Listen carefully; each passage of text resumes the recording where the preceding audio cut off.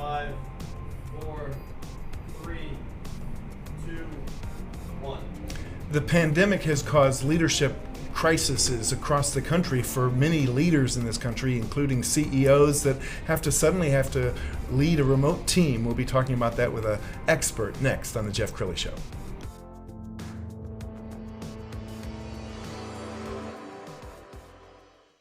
Many are predicting that the worst is yet to come, which is unfortunate, said one person here.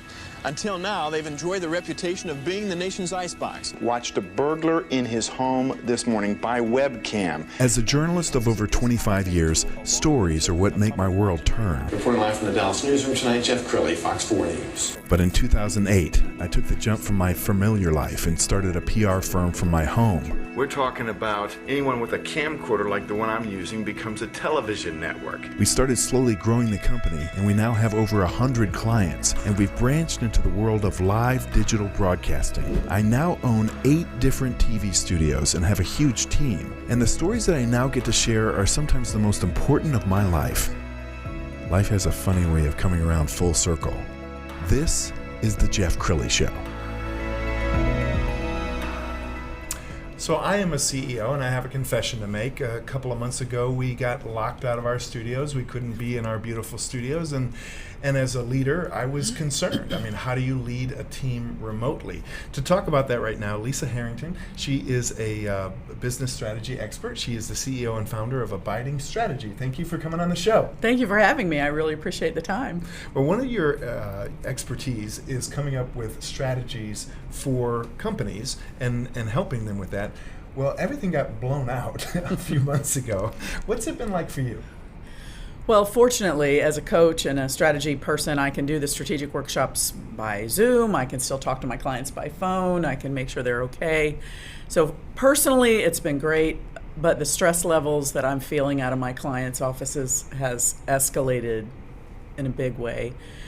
And stress is one of the things I try to help them manage as a coach, of course. And so if you are a CEO and you're currently very stressed about this situation, you may not be making the best decisions because stress affects our decision making.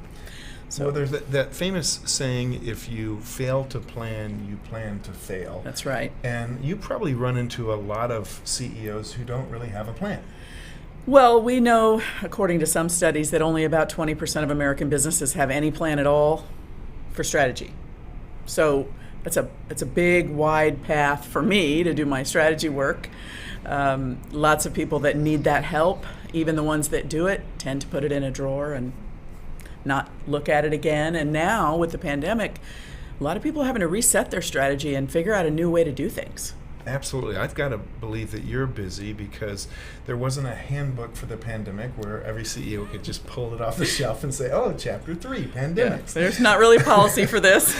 So in dealing with your own clients, have you had to pivot or help them pivot? I've had several clients pivot. One of my clients started making hand sanitizer. Another one started distributing masks and other PPE. And we had to talk through what does that mean and how is that going to work for the business and how many people can you keep. Several have had to lay people off or make changes in their budgets, which have been difficult. It's always hard to do that when you care about the people that work for you. So yeah, we've done probably every client I've had is something that's had to change. And the biggest thing is keeping their own heads on, calm and straight, and managing their own stress. And then the second element to this that's so important is communication.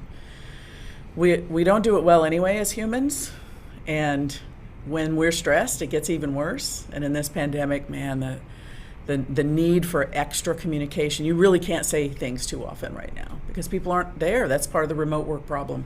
Yes. Well, let's dive a little deeper into that.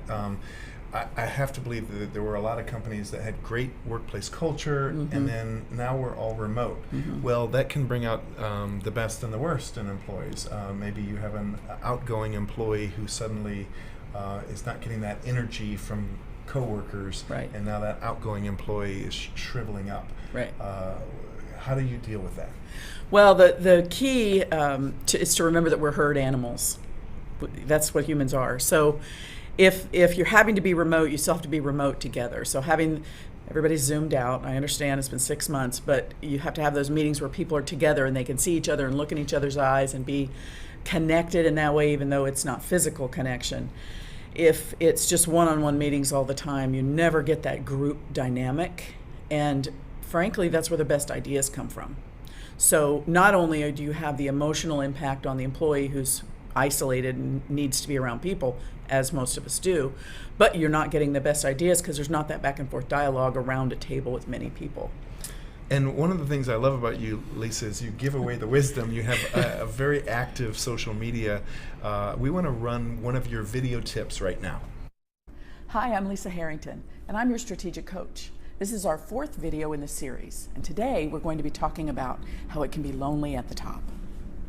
It doesn't have to be lonely at the top. All human beings need a safe space where they can be imperfect and where they can let go.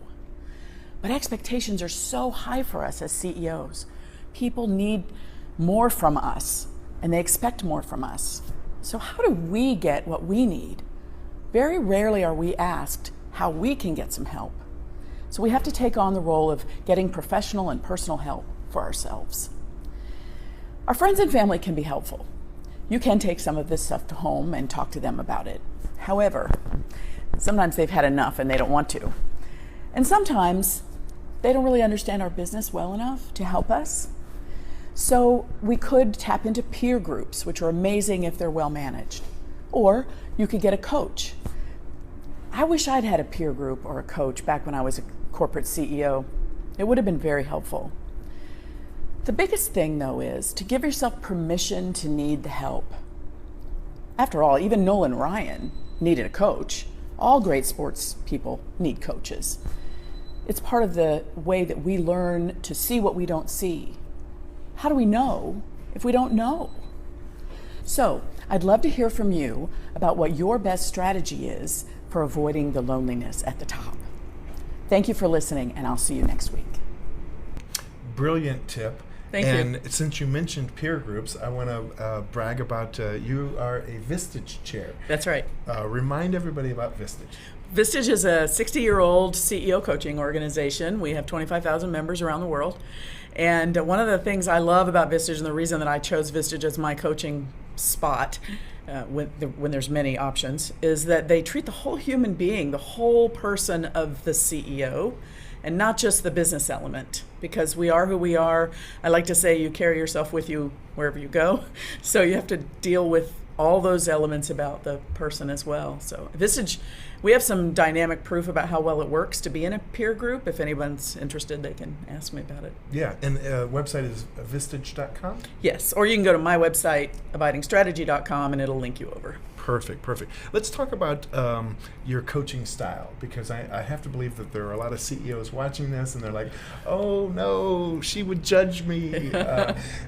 You have a very loving coaching style. Yeah, there's no judgment here. We are all who we are. There's nothing we can do about that.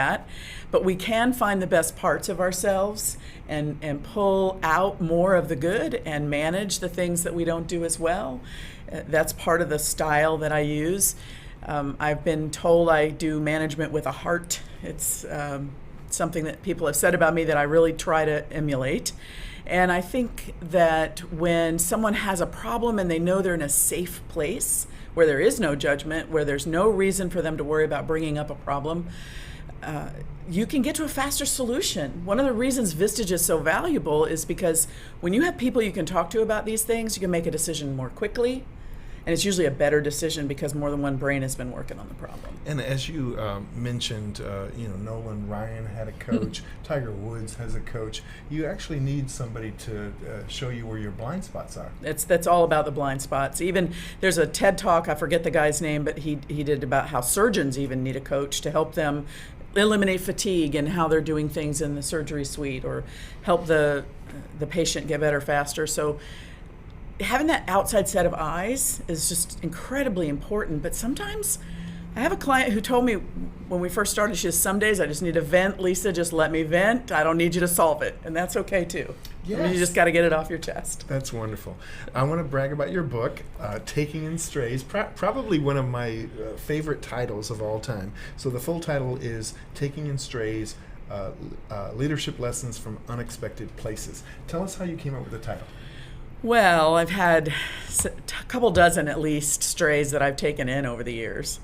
And sometimes as a manager, I felt like I was taking in strays, helping somebody grow from one level to the next at work. And so it just made sense because I wanted to write what I know.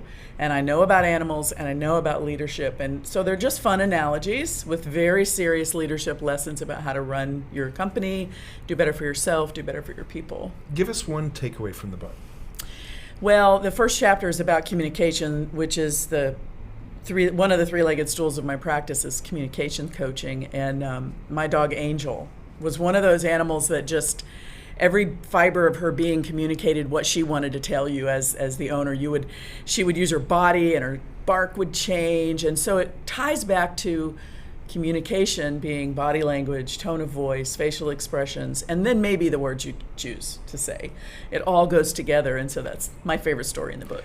From your coaching career, give me one of your favorite stories of success. Oh boy, there's a lot of them.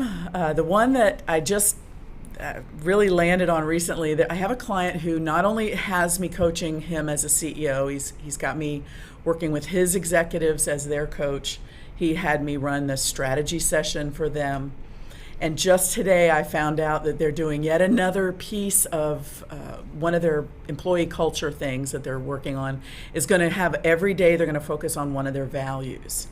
And they're opening a new building in Argyle, and they're going to be doing a welcome week. And each day is going to be focused on one of the values that we came up with in our session. So it's just wonderful to see somebody implementing all the way down the organization instead of sticking the strategy in a drawer somewhere. What's the most rewarding part of being a coach for you? Well, the funny side of it is somebody called me a genius this morning. That was fun. But seriously, seeing someone get through a tough time and be able to navigate not only their own emotions, but the situation at their office and come through. All my clients are coming through the pandemic. And I won't take credit for that, but it is amazing to watch that transformation when they know they have a way to get through. And the reward is not just money, although that often comes with it. The reward is also that everyone is happy and has the good job, and the company survives, and that's incredibly important for so many reasons. Yes, and I know during a pandemic, often people retreat and they just kind of hunker down, and I'm not going to do anything but just kind of hold on to my little piece. And this is really a time for, I think, entrepreneurs to get out of their comfort zone and take chances and pivot. Talk about the importance of not being too fearful right now. Oh, well, so courage is not the absence of fear. It's doing it anyway, and that's where we are.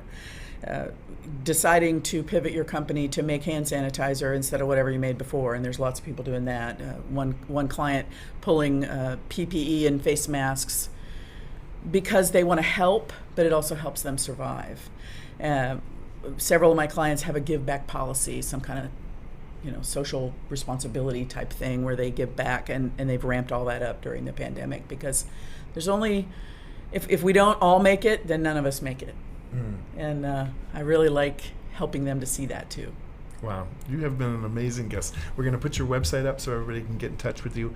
abidingstrategy.com is the website. Lisa, you have been an awesome guest. Thank you so much. Thank you so much for having me. I really appreciate it. You bet. And that's it for now. We'll see you next time.